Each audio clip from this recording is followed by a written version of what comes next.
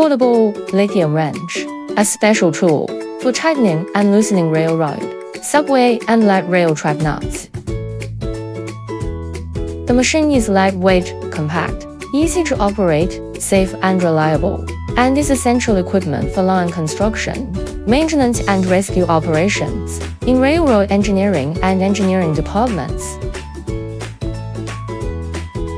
Maximum torque, 2000 Nm, maximum diameter of bolts/nuts, M30, battery voltage, 18V, LED illumination, yes, double LED weight, 7.8 kilograms, suggested operating ambient temperature, -18 degrees Celsius, +50 degrees Celsius.